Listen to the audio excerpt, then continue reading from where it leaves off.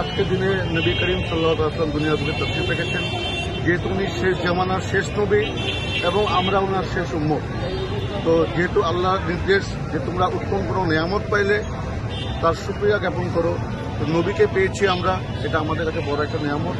এই জন্য হুজুরের এই আগমন উপলক্ষে আমরা খুশি জ্ঞাপন করছি এবং ওনার শুভ জন্মদিন উপলক্ষে আমরা আমাদের দরবারে মুক্তারিয়ার পক্ষ থেকে ভক্ত আশেকানদেরকে নিয়ে আমরা এই জশ্নে জুলুস ঈদে মিলাদ নবী সাল্লাল্লাহু আলাইহি ওয়াসাল্লাম পালন করতেছি।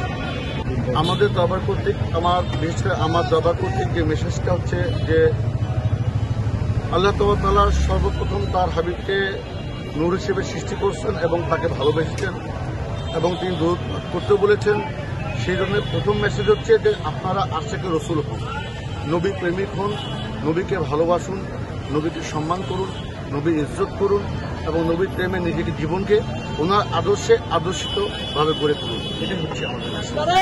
মানে কিছু লোক আছে হয়তোবা তারা পরিবেশটাকে নষ্ট করতে যাচ্ছে, কিন্তু মূলত ইতিহাস পর্যালোচনা করলে দেখা যাবে এই পাক ভারত উপমহাদেশে ইসলাম প্রচার কিন্তু আউলিয়া কেরামরাই করেছেন, তাদের মাধ্যমে আমরা ইসলাম পেয়েছি এবং এটাই বাস্তব সত্য কথা। কিন্তু কিছু লোকের কারণে সেটা আজকে হয়তো অন্য একটা রূপরেখা নিচ্ছে।